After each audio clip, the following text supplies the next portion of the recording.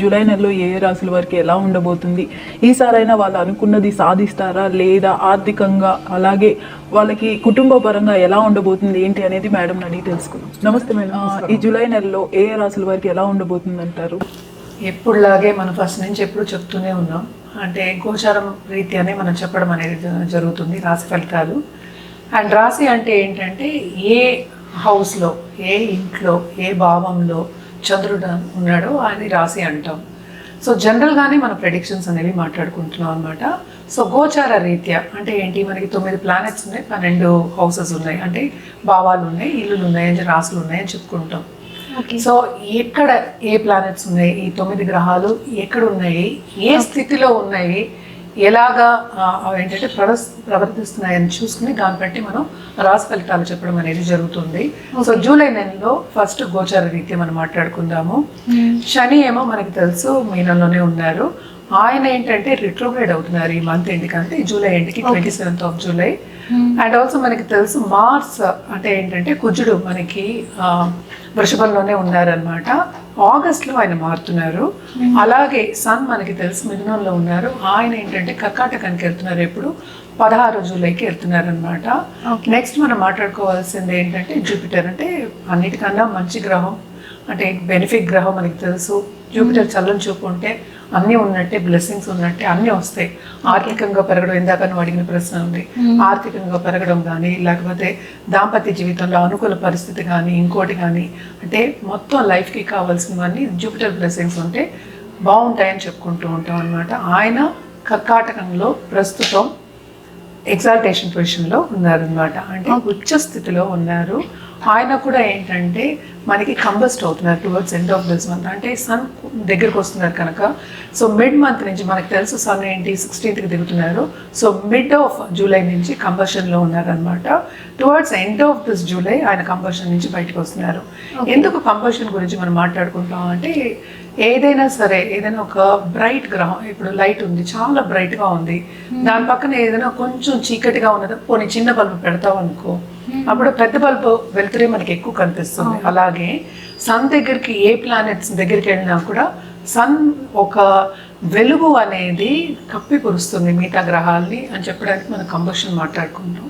So combust అయినప్పుడు ఏమవుతుందంటే కొంతవరకు స్తంభించిపోతాయి అనేది మన పెద్దలు చెప్పింది, అలాగే వేదిక అస్ట్రాలజీలో చెప్పింది అనమాట.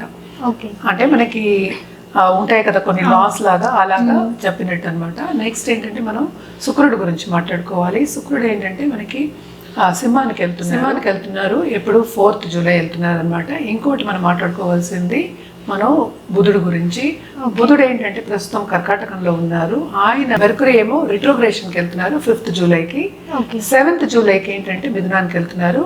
Towards end of this month అంటే 24th జూలైకి ఆయన డైరెక్ట్ అవుతున్నారు అనమాట. మోస్ట్ ఇంపార్టెంట్ ఏంటంటే మెర్కురీ అవుతారు. ఎందుకంటే చాలా మటుకు ఏంటంటే మన బిజినెస్ కానీ, కమ్యూనికేషన్ స్కిల్స్ కానీ, లేకపోతే మేధస్సు అంటాము, కొంచెం ముందుకెళ్ళడం కానీ, మనం థింక్ చేసి ముందుకెళ్ళడం కానీ, ఇవన్నీ మనం మెర్కురీకి చెప్పుకుంటాము. సో ఆయన కంబస్ట్ అయినప్పుడు, at the same time retrograde అయినప్పుడు కొన్ని నెగిటివ్ ఎఫెక్ట్స్ అనేవి మనకి కనిపిస్తూ ఉంటాయి అన్నమాట. సో నెక్స్ట్ మనం మాట్లాడుకోవాల్సింది రాహుకేతువుల గురించి. రాహు ఏమో మనకి కుంభంలో ఉన్నారు, కేతు ఏమో మనకేమో సింహంలో ఉన్నారనమాట. సో ప్రస్తుతం సింహంలో కేతు, వీనస్ ఉంటున్నారు, అంటే మనకి 4th జూలై నుంచి. తర్వాత శని, ఏలినాటి శని ఎవరెవరికి ఉంది అంటే మనకి కుంభం వాళ్ళకి ఉంది, మీనం వాళ్ళకి ఉంది, అలాగే ఏంటంటే మేషరాశి వాళ్ళకి మనకి ఏలినాటి శని ఉంది. అష్టమ శని అనేది ఏంటంటే మనకి సింహరాశి వాళ్ళకి ఉందన్నమాట. సో అర్ధాష్టమ శని ఏమో మన ధనురాశి వాళ్ళకి ఉంది. సో ఇవి శని గ్రహాలు అండ్ గోచార రీత్యా జూలైలో ఉన్న పరిస్థితి అన్నమాట. సో దీన్ని బట్టి మన రాశి ఫలితాలు చెప్పుకోవడం అనేది జరుగుతుంది. మేడం, జూలై నెలలో కుంభరాశి వారికి ఎలా ఉండబోతుంది అంటారు? ఎస్పెషల్లీ రిలేషన్షిప్స్లో ఉన్న వాళ్ళకి ఎలా ఉండబోతుంది అంటారు? కుంభరాశి వాళ్ళకి కూడా మనం ఇష్టం ఫలితాలు చెప్పుకోవాలి. ఏలినాట్స్ అని ఇప్పుడు నేను అంతా మంచి పాజిటివ్గా ఉందని చెప్తే మనకి కమెంట్లు వస్తాయి, ఏలినాట్స్ అని ఉంది కదా, ప్రభావం ఉంది, ఎట్లా బాగుంటుంది.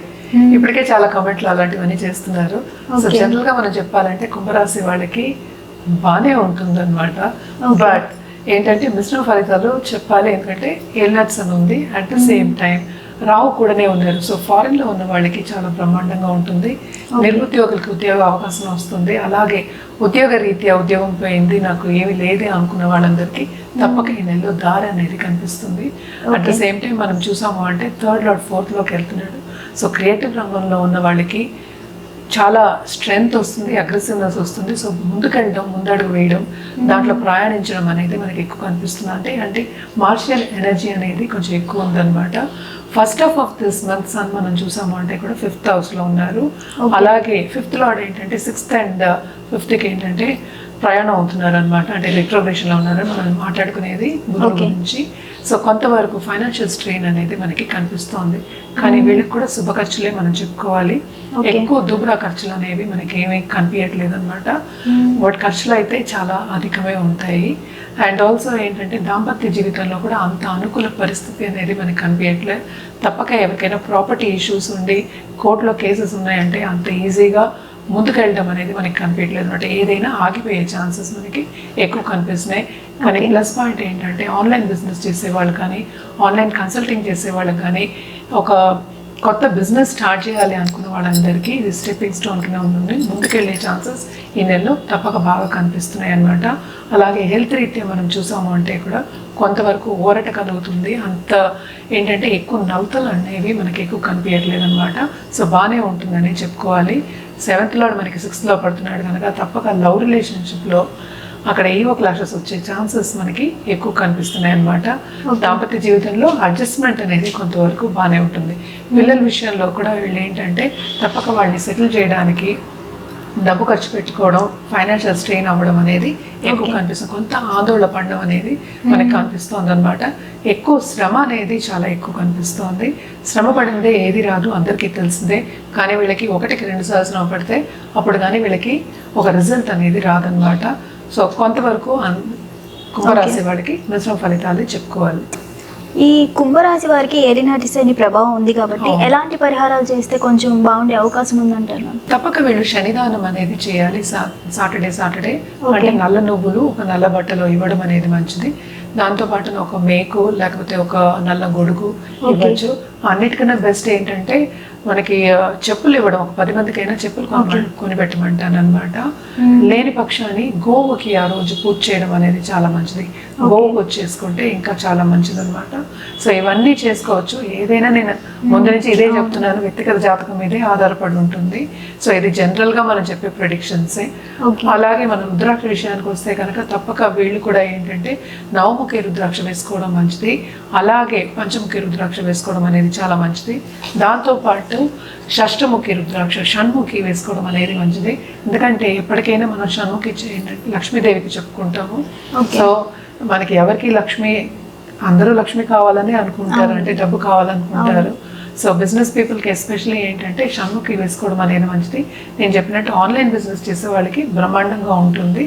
కానీ ఫైనాన్షియల్ స్ట్రెయిన్ కూడా ఉంది. అంటే అటు మనకి ఎంత ఆపర్చునిటీస్ వచ్చినా డబ్బు అనేది కొంత సేవింగ్స్ అనేది కొంచెం తక్కువ అవుతుంది కనుక మనం షణ్ముఖి చెప్తున్నాం, వాళ్ళ లక్ష్మీదేవికి మనం చెప్తున్నాం అనమాట. సో తప్పక ఇవన్నీ చేసుకోండి. కొంతవరకు ఈ నెలలో ఊరట అనేది కలుగుతుంది అనమాట. అలాగే కలర్స్ విషయానికి వస్తే కనుక వైలెట్ వేసుకోవడం చాలా మంచిది. వైలెట్ నుంచి ఆల్మోస్ట్ ఏంటంటే డార్క్ వైలెట్ అంటే మనకి బ్లాక్ కింద వెళ్తుంది. సో వైలెట్ నుంచి బ్లాక్ వరకు వేసుకోవడం మంచిది. దాంతోపాటు గోల్డ్ వేసుకోవడం ఇంకా మంచిది. అంటే సన్ని యాక్టివేట్ చేయడం అనేది మంచిదన్నమాట. అలాగే హనుమంతుడికి ఎప్పటికైనా సరే ఆకు పూజ చేయడం కానీ, సింధూర పూజ చేయడం కానీ సాటర్డే చేయడం మంచిది. ఎప్పుడైనా సరే చాలా మంది ఏమనుకుంటారు, ఒక వారం చేసేసి అన్ని అయిపోవాలనుకుంటారు. అది ఎట్లా అవుతుంది? సో కంటిన్యూస్గా చేస్తే ఏదైనా బాగుంటుంది కనుక యూజువల్గా మనం చెప్పేది ఏంటంటే 19 వారాలు చేయమని చెప్తాము. అంటే ఏంటి, 19 సాటర్డేస్ కంటిన్యూస్గా చేయండి అని చెప్తాం అనమాట. అలాగే శనికి తైల దీపం పెట్టుకోవడం కూడా చాలా మంచిది.